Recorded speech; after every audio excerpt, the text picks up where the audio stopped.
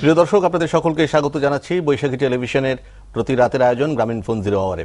দর্শক, আমাদের আজকে অতিথি হিসেবে উপস্থিত রয়েছেন, যদিও তিনি পেশায় ব্যবস্থাপনার শিক্ষক, তবে রাজনীতি বিশ্লেষক হিসেবে এই মুহূর্তে বেশি পরিচিত মোহাম্মদ এ আরাফাত। মোহাম্মদ এ আরাফাত, আপনাকে স্বাগত জানাচ্ছি আমাদের অনুষ্ঠানে। এবং মোহাম্মদ এ আরাফাতের সঙ্গে রাজনীতির প্রসঙ্গ, সাম্প্রতিক অন্যান্য ঘটনাবলী, যে সমস্ত বিষয় আপনাদের সবাইকে ভাবিয়ে থাকে, সেই সমস্ত প্রসঙ্গ নিয়ে আলোচনা করব। তবে তার আগে দেখে নেব নিয়মিত মির্জা ফখরুল, সুজি সেনগুপ্ত যে কথা বলেছেন, মানে সরকারি দলের তরফ থেকে বিভিন্ন মন্ত্রী প্রতিমন্ত্রী তারা কথা বলেছেন, এবং সরকারের বিরোধী তরফ থেকে মির্জা ফখরুল ইসলাম আলমগীর বলেছেন। মির্জা ফখরুল ইসলাম আলমগীর বিএনপি মহাসচিব গতকাল এই যেখানে আপনি বসেছেন, এই মঞ্চে এসেছিলেন, এই সেটে এসেছিলেন, সেখানেও তিনি বারবার বলেছেন যে অগণতান্ত্রিক প্রক্রিয়ায় কোনো ধরনের ক্ষমতা পরিবর্তনের কথা বিএনপি বিশ্বাস করে না। বিশেষ করে তারা দীর্ঘ সময় ধরে গণতন্ত্রের জন্য লড়াই করছে, এবং এই জন্য তারা তত্ত্বাবধায়ক সরকার পদ্ধতির ব্যাপারে বলছেন। এদিকে সুরজিৎ সেন কিন্তু বলেছে যে বিএনপি ষড়যন্ত্র করছে। মানে এইগুলোকে রিলেট করার কোনো সুযোগ আছে কিনা, বা এই জাতীয় রিলেট করা আসলে যৌক্তিক হচ্ছে কিনা, বা প্রয়োজনীয়তা আছে কিনা, সেই বিষয়টিকে আপনি কিভাবে দেখেন? আসলে যেটা এখানে আপাত দৃষ্টিতে আমরা যে দেখতে পাচ্ছি যে সরকার একটা অফেন্সিভে চলে গেছে এই বিষয়টিকে ঘিরে। সরকার দোষারোপ করছেন, অন্যদিকে আমাদের বিরোধী দল, প্রধান বিরোধী দল ডিফেন্সিভে আছে। তারা বলতে যাচ্ছেন যে না, আমরা এই বিষয়গুলির সাথে সম্পৃক্ত নই, এবং তারা আবার জাহির করার চেষ্টা করছেন তারা গণতন্ত্রের পক্ষে, গণতন্ত্রকে সমুন্নত রাখার পক্ষে। তো এই যে অফেন্সিভ অ্যান্ড ডিফেন্সিভ একটা অবস্থান, সেখান থেকে এক ধরনের কনক্লুশন ড্র করা যেতে পারে। আমার যেটা মনে হয় যে এইরকম একটি জায়গায় দুটো পাল্টাপাল্টিতে চলে গেল কেন? আমরা খুবই সম্প্রতিকালে বিভিন্ন ধরনের যে মন্তব্যগুলো এবং যে ঘটনাগুলি ঘটলো, সেগুলোকে একটু বিশ্লেষণ করলে আমরা দেখব যে আসলে কেন বিএনপিকে সরাসরি অভিযোগগুলি করছেন গভর্নমেন্ট। কারণ আমরা দেখেছি যে আমাদের মাননীয় বিরোধী দলের নেত্রীর বিভিন্ন জনসভা থেকে বিভিন্ন ধরনের বক্তব্য এসেছে। সেই বক্তব্যগুলি কিন্তু আসলে খুব একটা রেসপন্সিবিলিটি নিয়ে উনি বলেছেন, বা ওনার কাছ থেকে আসার কথা কিনা, ওই অথরিটি ওনার আছে কিনা, বা সেইটা কিন্তু একটা বিবেচ্য বিষয়।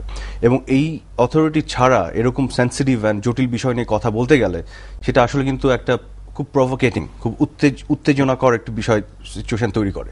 সেই জায়গা থেকে আমার ধারণা গভর্নমেন্ট তাদেরকে দোষ দেওয়ার চেষ্টা করছেন। কারণ আপনি সেনাবাহিনী তো এমন একটি বিষয়, সেনাবাহিনী আনডাউটেডলি সিম্বল বাংলাদেশের স্বাধীনতা এবং সার্বভৌমত্বের। They are the protector of our sovereignty, এবং সেনাবাহিনী হচ্ছে জাতীয় সম্পদ। এটি কোনো দল নির্বিশেষে চিন্তা করার কোনো বিষয় নেই এখানে। এবং সবচেয়ে বড় কথা হচ্ছে আমাদের ৭১-এর মুক্তিযুদ্ধের মধ্য দিয়ে পাওয়া ৭১-এর সেই সেনাবাহিনী, যারা সবসময় আমরা বিশ্বাস করি আমাদের সার্বভৌমত্বকে সমুন্নত রাখবে। এবং একই সাথে সেনাবাহিনীর খুবই সম্প্রতিকালে আপনি যদি দেখেন, আমাদের গণতন্ত্রকে আরো পরিশীলিত করা, আরো স্ট্রেনথেন করার জন্য সেনাবাহিনীর সরাসরি কিছু ভূমিকা আছে। ভোটার তালিকা, যেটি একটি বড় কম্পোনেন্ট একটা ইলেকশনকে ফ্রি অ্যান্ড ফেয়ার করার জন্য, এবং ছবিসহ ভোটার তালিকা করার ক্ষেত্রে সেনাবাহিনীর সদস্যদের যে বিশাল অবদান এবং এটির যে বিশাল কন্ট্রিবিউশন আনডাউটেডলি। কাজে সেই সেনাবাহিনীকে ঘিরে রাজনীতির মধ্যে এক ধরনের ম্যানিপুলেশন, এক ধরনের বিভিন্ন ধরনের মন্তব্য আদান প্রদানের মাধ্যমে একটা জটিল একটা অবস্থা তৈরি করা, আমার মনে হয় এটা খুবই অনভিপ্রেত, এটা একেবারেই সঠিক নয়। সেনাবাহিনী তার কাজ, তার কোড অফ কন্ডাক্ট, এগুলো অ্যাবসলিউটলি কনস্টিটিউশনে বলা আছে, এবং সেইভাবেই সেনাবাহিনী কাজ করবে। এবং সেনাবাহিনী is subservient to the government. কোন government? The government elected by the people of this country. So it is within the democratic ফ্রেমওয়ার্কের মধ্যে স্পেসিফাই করে দেওয়া আছে। কাজে এর বাইরে অন্যথায় কোনো কিছু যদি ঘটে, সেক্ষেত্রে ন্যাচারালি তারও একটা স্পেসিফিক কোড অফ কন্ডাক্ট আছে, যেভাবে অবস্থান নিতে পারে গভর্নমেন্ট বা সেনাবাহিনী নিজে। কিন্তু একই সাথে আমি বলবো, এত বিশাল সেনাবাহিনী সব ক্ষেত্রে, সব ধরুন রাজনীতির ক্ষেত্রে, বড় বড় রাজনৈতিক দলের মধ্যেও তো বিভিন্ন ক্ষেত্রে আমরা স্খলন দেখি, যে কোনো ডিপার্টমেন্টের ক্ষেত্রে, যে কোনো প্রফেশনে। তো সেইখানে তো নিয়ম নীতি বলে দেওয়া আছে। এবং আমি সবচেয়ে বেশি অ্যাপ্রিসিয়েট করবো গতকাল যেটি হয়েছে, যে এটি আমার মনে হয় গণতন্ত্রের জন্য একটা বিশাল নজির স্থাপন করলো আমাদের দেশপ্রেমী সেনাবাহিনী। সেটা হচ্ছে যে জনগণের কাছে যে সবাই অ্যাকাউন্টেবল, জনগণ তো সবাইকে নিয়ে, আজকে রাজনীতি যারা করছেন তারাও জনগণের অংশ, সেনাবাহিনীতে যারা আছেন সবাই জনগণের অংশ।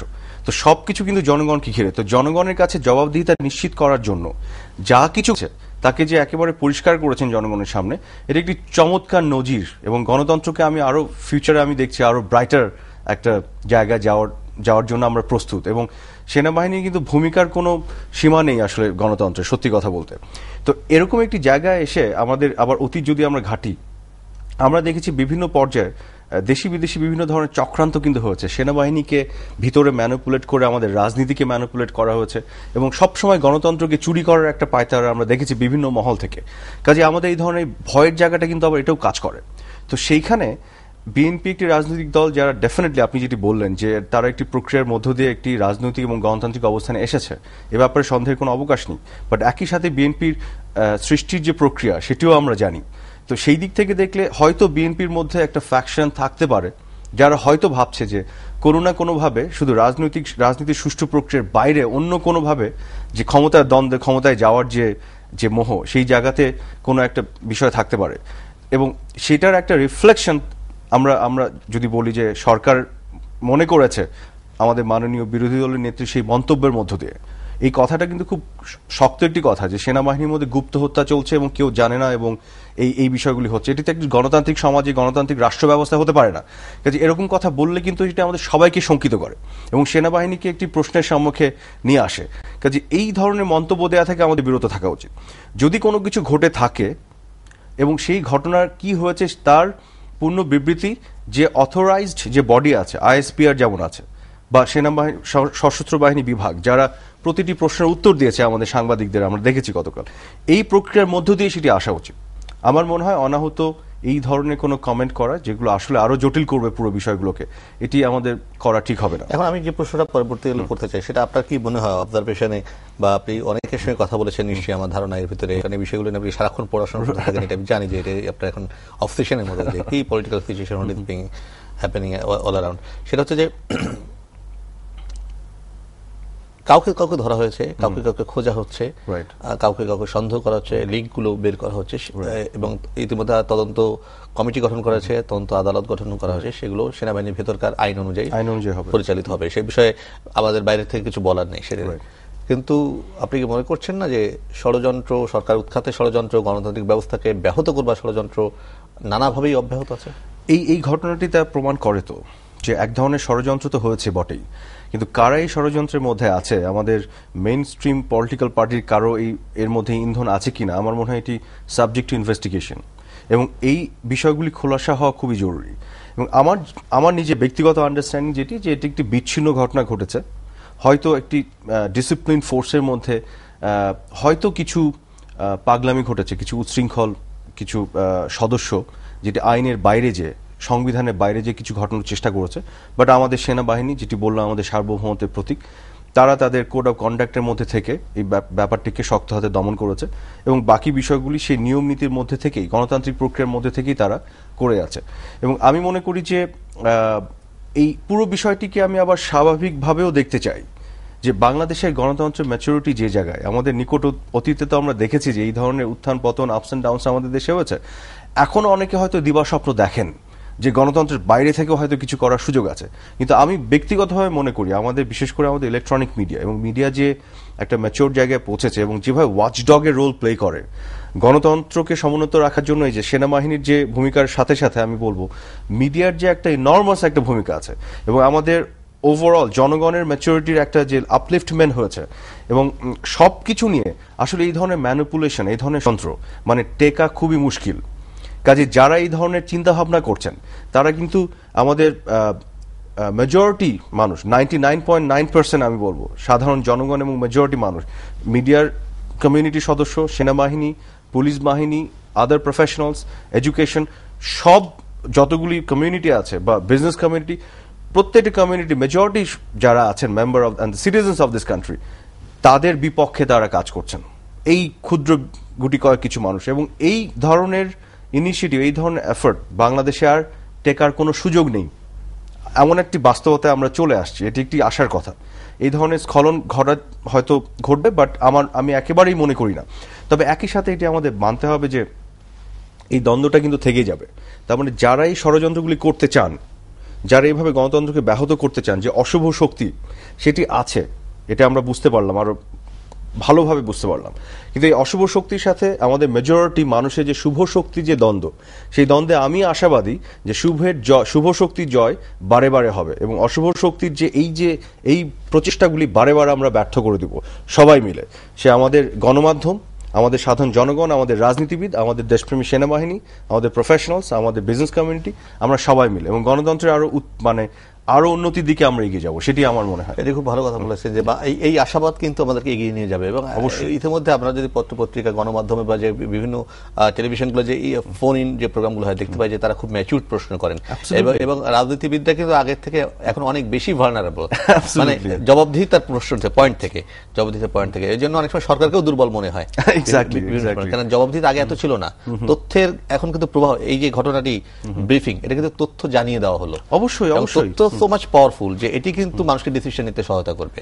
অবশ্যই, এবং এই তথ্য প্রবাহ কিন্তু গণতন্ত্রকে শক্তিশালী করতে অনেক সহযোগিতা করে। এবং এই তথ্য প্রবাহটা আসলে এমন একটি জায়গায় আমরা পৌঁছে গেছি, এটি আসলে গণতন্ত্রের পিছনে ফিরে তাকানোর আর কোনো সুযোগ নেই। অবশ্যই। এবং আপনি যেটি বললেন, আসলে রাজনীতিবিদদের এখন আরো অনেক বেশি হোমওয়ার্ক করতে হয়, আর অনেক বেশি প্রিপেয়ার থাকতে হয়। কারণ তাদের এই যে জবাবদিহিতা জায়গাতে তারাও কিন্তু এটি মনে করে যে এর বাইরে আর যাওয়ার সুযোগ নেই।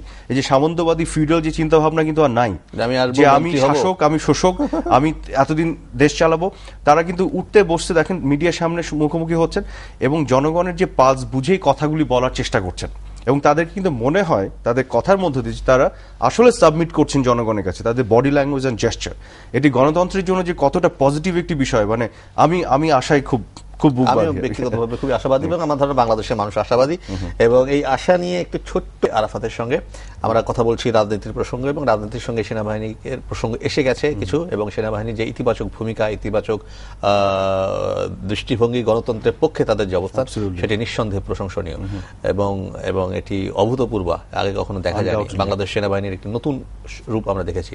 যখন পাকিস্তানের সেনাবাহিনীকে দেখছি তারা গণতন্ত্রকে হত্যা করার চেষ্টা করছে, এবং আমার ধারণা এটা সারা দুনিয়া ব্যাপী এটা প্রশংসিত হবে, এবং পিস মিশনে বোধহয় বাংলাদেশের অবস্থান আরো জোরালো হবে। অবশ্যই অবশ্যই। আমি যে প্রশ্ন আসতে চাই, গণতন্ত্রের জন্য আমরা সবাই চেষ্টা করছি সবকিছু মিলে, কিন্তু গণতন্ত্রকে শক্তিশালী করতে হলে সরকার, বিরোধী দল, তাদের ভূমিকা খুব গুরুত্বপূর্ণ। ভ্যালুজের দিক থেকে ভূমিকাটা গুরুত্বপূর্ণ। গণতন্ত্র মানে ভোটে জিতলাম, 265 আসন পেয়ে জিতে সরকার, অ্যাবসলিউট সরকার গঠন করলাম, নট দ্যাট। সেই জায়গাটিতে কিন্তু কোনো ধরনের সমঝোতা আমরা দেখতে পাচ্ছি না। সেই জায়গাটা কিন্তু বাংলাদেশের মানুষ প্রত্যাশা করে যে না, আর ঝঞ্ঝাট নয়, একটু সমঝোতা, সরকারি দলীয় নেত্রী, বিরোধী দলীয় নেত্রী, তাদের একটা কথাবার্তা। আপনি কি মনে করেন যে এটার খুব প্রয়োজন আছে?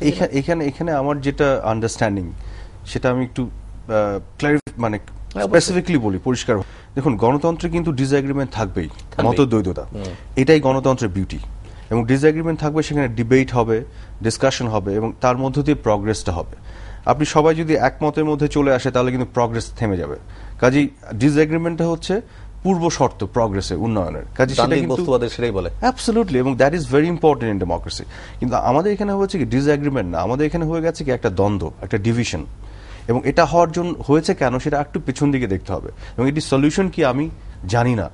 কারণ হচ্ছে, দেখেন, আমি এর আগেও আপনাদের প্রোগ্রামে, বিভিন্ন আদার প্রোগ্রামে বলেছি যে আমরা মুক্তিযুদ্ধের মাধ্যমে যে দেশটা পেলাম, যে স্বাধীনতা পেলাম, ৭১-এ আমরা যে বিষয়গুলোকে সেটেল করেছি, যে বিষয়ে আমরা ঐক্যমত্য প্রতিষ্ঠা করেছি, যে আমাদের চেতনা কি হবে, সংবিধান কি হবে, আমাদের রাষ্ট্রীয় চেতনা এবং সাংবিধানিক কাঠামো, আমাদের অর্থনীতি কেমন হবে, এবং আমাদের স্লোগান কি, আমাদের জাতীয়তাবাদ কি, এই বিষয়গুলিকে যে আমরা ঐক্যমতে পৌঁছেছি। এবং এটি কিন্তু কোনো সুনির্দিষ্ট রাজনৈতিক দলের কোনো ম্যানিফেস্টের রিফ্লেকশন বা প্রতিফলন ছিল না, এটি কিন্তু পুরো জাতিগতভাবে আমাদের আকাঙ্ক্ষার প্রতিফলন ছিল।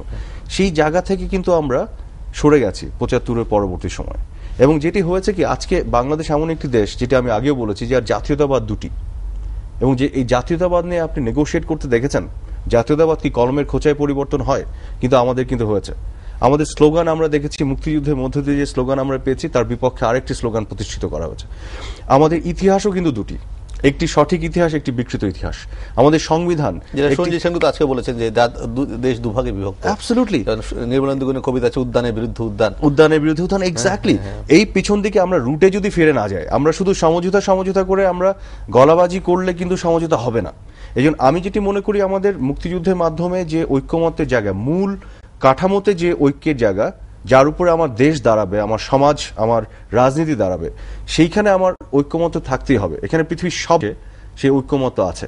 তারপরে আমার অন্যান্য পলিসিতে ডিফারেন্স থাকতে পারে, সেই ডিসএগ্রিমেন্ট নিয়ে আমরা এগিয়ে যাব। কিন্তু আমার ডিভিশনের কারণ হচ্ছে, আমাদের মূল কারণটা হচ্ছে আমাদের শিকড়ে এক ধরনের ডিভিশন হয়ে গেছে। একটি মাত্র উপায় যেটা আমি মনে করি, যে আমাদের এই প্রজন্মকে আমরা যদি জাগ্রত করতে পারি এবং দলমত নির্বিশেষে আমরা যদি বলতে পারি মুক্তিযুদ্ধের চেতনার প্রশ্নে আমরা কোনো আপোষ করতে চায় না। মুক্তিযুদ্ধের চেতনার বিপক্ষে যারা আছে তাদের সবাইকে আমরা একসাথে প্রত্যাখ্যান করতে চাই, সেটি যে কোনো রাজনৈতিক দল হোক। তাহলে কিন্তু আমরা একটা প্রেশার ক্রিয়েট করতে পারি যে মুক্তিযুদ্ধের প্রশ্নে সবাই এক জায়গায় আসি, আমার ঐক্যের ফাউন্ডেশন তো একটা লাগবে। সেই ফাউন্ডেশনটা কি হবে? আজকের বাংলাদেশে ৭১ একমাত্র ফাউন্ডেশন হতে পারে। আজকে আপনি দেখুন যে যুদ্ধাপরাধের বিচারের বিষয় নিয়ে গোটা দেশ ঐক্যবদ্ধ, সেখানে রাজনীতিতে আবার বিভাজন এবং বিভ্রান্তি তৈরি করার একটা প্রচেষ্টা, এটি তো হতে পারে না। মানে এই পৃথিবীর দ্বিতীয় কোনো দেশে আমি এই যে দেশে এই সব হয় সে দেশের পরিণতি অন্যরকম আমরা যেটি দেখেছি। সো আমার মনে হয় এখানে এক ধরনের প্রেশার ক্রিয়েট করা দরকার। বাট তারপরও আমি এত হতাশার কথা বলবো না, আমি বলবো যে এই ডিভিশন থেকেও কিন্তু আমরা আস্তে আস্তে আস্তে আস্তে বেরিয়ে আসছি। আমাদের সংবিধানটি এক ধরনের আমি বলবো যে কিছুটা পরিচালিত হয়ে কিছুটা পরিচ্ছন্ন হয়েছে। আমি পূর্ণাঙ্গরূপে পরিচ্ছন্ন হয়েছে বলবো না, আমাদের হয়তো দায়িত্ব নিতে হবে আমাদের প্রজন্মকে এটিকে আরো পরিষ্কার পরিচ্ছন্ন করা, মুক্তিযুদ্ধের চেতনাকে রাষ্ট্র কাঠামোতে পুরোপুরি বাস্তবায়ন করা, যেটি গণতান্ত্রিক সুষম বন্টন ভিত্তিক একটি কল্যাণ রাষ্ট্রের যে স্বপ্ন মুক্তিযুদ্ধের, সেই জায়গাতে। তখন আপনি একটা কালচারাল রেভলিউশনের কথা বলছেন। অ্যাবসলিউটলি। ইনফ্যাক্ট একটা কালচারাল রেভলিউশন যেটা হওয়া দরকার ছিল সেটা কিন্তু হয়নি, এবং না হওয়ার পরে ৭৫ পরবর্তী সময়ে সেটির সুযোগ অনেকেই নিয়েছেন এখনো। এবং এটা মুক্তিযুদ্ধের পক্ষের শক্তি যারা, আমি এটা আওয়ামী লীগের কথাই বলছিলাম, মানে এটা আরো বহু দল আছেন। ইভেন আমি মনে করি জাতীয়তাবাদী দল বিএনপির ভেতরে মুক্তিযুদ্ধের পক্ষের বিশাল শক্তি রয়েছে, এবং সব মিলিয়ে মুক্তিযুদ্ধের পক্ষের শক্তির দায়িত্ব রয়েছে ওই ফাউন্ডেশনে ফিরে যাওয়া যায়, মুক্তিযুদ্ধই আসলে সেখান থেকে একটা জাতীয় ঐক্যবোধ তৈরি করার চেষ্টা করা। কিন্তু গণতান্ত্রিক প্রক্রিয়াতে সরকার ডে টু ডে সরকার একটা ফ্যাক্টর, সেই ক্ষেত্রে কিন্তু বর্তমান সরকারের বিরুদ্ধে অনেক ব্যর্থতার অভিযোগ আছে নানাভাবে, সেটা দক্ষতার ক্ষেত্রে হোক, সদিচ্ছার ক্ষেত্রে হোক, নানা রকম জায়গায়। সেইগুলোকে আপনি মনে করেন না যে যখন সরকারগুলো হিউজ মেজরিটি নিয়ে আসে, তারপর একটু একটু একটু একটু করে মানুষের আকাঙ্ক্ষা পূর্ণ ব্যর্থ হয়, তখন গণতন্ত্র আসলে একটু হুমকির মুখে পড়ে যায়? আচ্ছা, এখানে এসে আপনাকে বলবো যে আজকের বাস্তবতায় যত যাই বলি যে মৌলিক কিছু বিষয় আমাদের যে বিভক্তি আছে, সেই বিভক্তি কিন্তু আছে, তার মধ্য থেকে আমাদের এক ধরনের সমঝোতায় পৌঁছানোর প্রচেষ্টা নেওয়া উচিত। অন্তত পক্ষে আমরা সংসদকে যদি একটু কার্যকর করতে পারি, সেখানে আমি মনে করি সরকারি দলের অনেক এগিয়ে আসার বিষয় আছে এবং আসার প্রয়োজন আছে এবং আসা উচিত। এবং বিরোধী দলকে তারা যেভাবেই হোক দরকার কিছু অতিরিক্ত সুযোগ সুবিধা দিয়ে হলেও তাদেরকে সংসদে নিয়ে আসার একটা প্রচেষ্টা রাখা উচিত।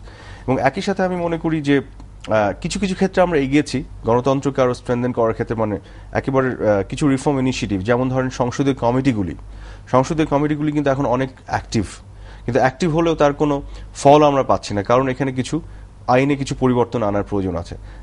তারা যে অ্যাডভাইসগুলো দেন, অ্যাডভাইস শুধু না, এটাকে অব্লিগেট করার যে বিষয়টা, সেটি কিন্তু আইন এনফোর্স করার তাদের কোনো, দে আর নট এম্পাওয়ার্ড। সেই জায়গাগুলো যদি আমরা করতে পারি, যেটা আমি সুরঞ্জিত সেনগুপ্তর একটি কথা থেকে শুনেছি, তার এটা নিয়ে কাজ করছেন, এটি হয়ে গেলে কিন্তু ডেমোক্রেসি আরো এগিয়ে যাবে আমার যেটা মনে হয়। আর ডে টু ডে ব্যর্থতা যে বিষয়গুলি বললেন, একটা সরকার, বাংলাদেশের মতো একটি রাষ্ট্র, ছোট্ট একটি দেশ, 16 কোটি পপুলেশন এবং পৃথিবীর সবচেয়ে ঘন বসতিপূর্ণ কিন্তু দেশ বাংলাদেশ, তারপরে এই দেশে দীর্ঘদিন গণতন্ত্র ছিল না, তারপর আমরা নির্বাচনী প্রক্রিয়া শুরু করেছি, কিন্তু গণতন্ত্র আপনি নিজে যেটি বললেন, পূর্ণাঙ্গ যে গণতন্ত্রের যে রূপটি, তার সেই গণতন্ত্র চর্চার অভাব ছিল, যার ফলশ্রুতিতে এখানে দেশ চালানোটা কিন্তু খুব কমপ্লেক্স, খুবই কঠিন, জটিল একটা বিষয়।